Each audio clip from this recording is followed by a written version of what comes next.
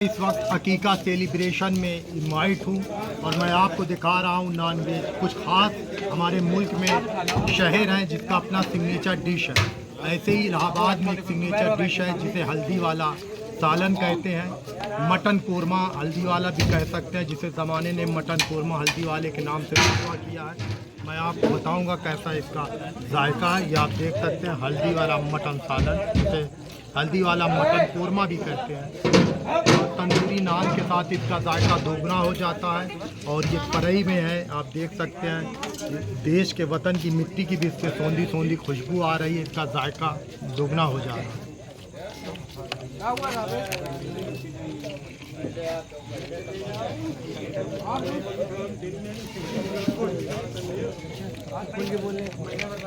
हल्दी औषधि गुणों से परिपूर्ण होती है।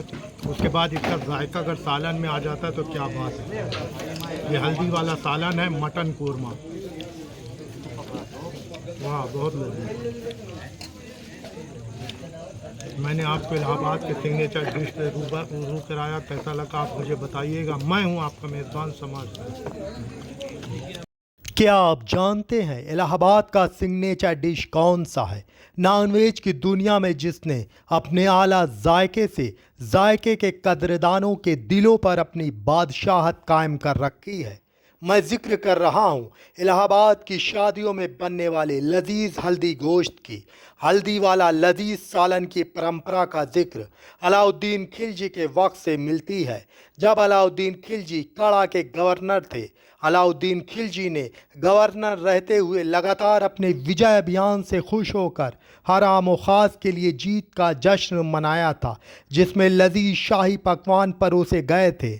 उस वक्त इलाहाबाद और उसके आसपास के इलाकों में सब्जियों में हल्दी डालकर खाना बनाया जाता था। अलाउद्दीन खिलजी के शाही खानसामों ने नॉनवेज में हल्दी का इस्तेमाल कर जायकेदार खाना बनाया, जो खमीरी नान के साथ खाने में बहुत ही जायकेदार साबित हुआ। जल्दी इस जायके की शोहरत हर आम व ख़ास के दिलो दिमाग पर हावी हो गई। शाही दस्तरखान से निकलकर ये हल्दी वाला सालन इलाहाबाद के ज़मींदारों की रसोई में पहुंच गया, जहां इस हल्दी वाले सालन को मिट्टी के बर्तन में पेश किया जाने लगा। फिर इस जायके ने लोगों के दिलों पर ऐसा राज किया कि इलाहाबादी इसे अपने हर जश्न में शरीक करने लगे। इलाहाबाद की शादियों में हल्दी वाला सालन खास डिश में शुमार हो गया, जो आज भी अपने जायके को बरकरार किए हुए है। इलाहाबाद की शादियों में जो भी नॉनवेज बनता है उसमें ख़ास होता है हल्दी वाला मटन कोरमा और हल्दी वाला मटन करी। दोनों डिशों में सिर्फ कुछ मीट मसालों के मिकदार में यह अंतर होता है। लोग अपने जायके के हिसाब से अलग अलग तरीके से हल्दी वाला सालन गोश्त बनाते हैं। हल्दी वाला सालन गोश्त इलाहाबाद के गंगा पार इलाके में काफ़ी मशहूर है। वहाँ की हर मुस्लिम वेडिंग सेरेमनी में हल्दी वाला सालन गोश्त बनाया जाता है, जिसे मिट्टी की परई या प्याले में सर्व किया जाता है। हल्दी वाला सालन गोश्त के साथ गर्म गर्म तंदूरी नान पेश की जाती है, जो जायके को दोबाला कर देता है। मिट्टी के परई से उठने वाली सोंधी सोंधी खुशबू हर नेवाले के जायके को रूहानियत बख्श सुकून अता करती है। हल्दी वाला सालन गोश्त बनाने के लिए कच्ची हल्दी को रात भर भिगोया जाता है। सुबह उसे छीलकर उसका पेस्ट बना लिया जाता है। हल्दी की खुशबू तीखी होती है, उसमें हल्का से कसैलापन होता है, जो खड़े दालचीनी, तेजपत्ता, लौंग और इलायची के साथ मिलकर एक अनोखी खुशबू फराहम करता है। इसमें मीट मसाला के साथ थोड़ा सा देसी गुड़ का सिरा और खुशबू उठाने के लिए गुलाब का केवड़ा इस्तेमाल किया जाता है। ये हल्दी वाला सालन गोश्त तांबे के देग में लकड़ी पर पकाया जाता है। तांबा के बर्तन में पके खाने का जायका कमाल का होता है और काफ़ी हेल्दी भी होता है। हल्दी वाला सालन गोश्त पकाने के बाद मेज़बान उसे मेहमानों के सामने गर्म गर्म तंदूरी नान के साथ मिट्टी के बर्तन में परोसते हैं, तो मेहमानों का हाल ऐसा हो जाता है, जान जाए खराबी से हाथ ना हटे रकाबी से। मुझे भी इलाहाबाद की ऐसी शादी में दावत खाने का इश्तियाक हासिल हुआ, जहां लजीज हल्दी वाला सालन गोश्त मिट्टी के बर्तन में परोसा गया, जिसकी खुशबू मदहोश कर रही थी। उसका जायका भी सचमुच अनोखा और लाजवाब था। मिट्टी के बर्तन की वजह से हल्दी वाला सालन का जायका दोबाला हो गया था। गर्म गर्म हल्दी सालन वाली मिट्टी के परई से उठने वाली भीनी भीनी मोहक खुशबू सचमुच हर निवाला को सबसे आला बना रहा था। इलाहाबाद का सिग्नेचर डिश शायद बहुत कम लोग जानते हों कि हल्दी वाला सालन है। हल्दी वाला सालन गोश्त जो निहायत ही जायकेदार होता है। हल्दी जब मीट मसाले के साथ मिक्स होती है तो उसका जायका बहुत ही यूनिक हो जाता है। इसे शुद्ध देसी सरसों के तेल में बनाया जाता है। शुद्ध सरसों का तेल घर का होता है, पेरा हुआ, जिसमें किसी तरह की मिलावट नहीं होती। खालिश होने की वजह से सरसों के तेल का भी अपना जायका होता है। वहीं शुद्ध सरसों का तेल काफ़ी फ़ायदेमंद होता है, मगर मिलावटखोरी और रिफाइंड तेल से खाना बनने की वजह से लोग बीमार हो रहे हैं और जायका भी जा रहा है। अब तो लोगों ने तांबे के बर्तन और मिट्टी के बर्तन का इस्तेमाल करना भी बंद कर दिया है।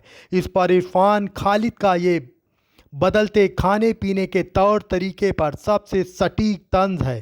कागज़ की पट्टियों में खाने का तकाजा है, हालात के शाने पे संस्कृति का जनाजा है। जैसा कि आप जानते हैं, हल्दी अपने आप में बहुत ही गुणकारी है, औषधि गुणों से परिपूर्ण है। हल्दी का उपयोग भारत में वैदिक संस्कृति में लगभग 4000 साल पहले से होता रहा है, जहां इसका इस्तेमाल खाना बनाते वक्त किया जाता था। 1280 में मार्को पोलो ने इस मसाले का वर्णन किया है, जिसमें उन्होंने एक ऐसी सब्जी पर आश्चर्य व्यक्त करते हुए कहा है कि उसकी खुशबू केसर के जैसे थी।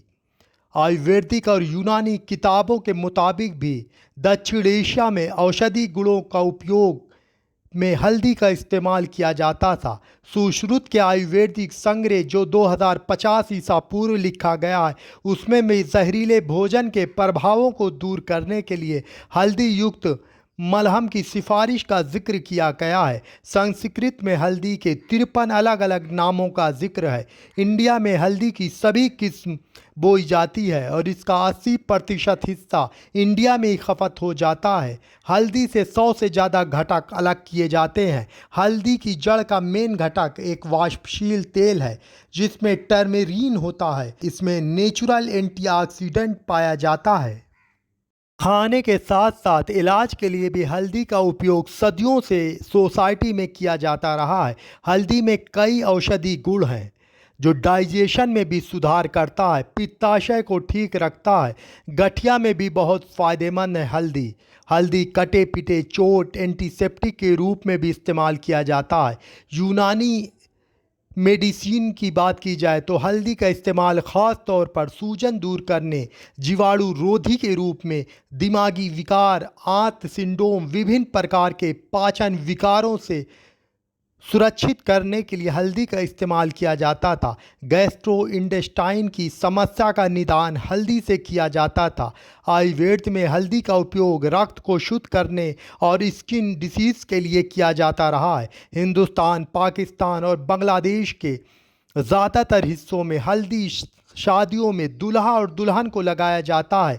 एशिया के ज़्यादातर देशों में हल्दी का उपटन स्किन को ग्लो करने के लिए इस्तेमाल किया जाता है। शादियों में बाकायदा उपटन की एक रस्म होती है। हल्दी के नाम से भी एक रस्म हमारे इलाहाबाद और उसके आसपास एरिया में चलन में है। अब आप इसी से समझ सकते हैं हल्दी कितना करामती चीज़ है। प्रसाधन के रूप में हल्दी का यूज़ हमेशा से होता रहा है। हल्दी का वानस्पतिक नाम करकुमा लोंगालिन है। आमतौर पर आर्थराइटिस के लिए हल्दी का उपयोग किया जाता रहा है।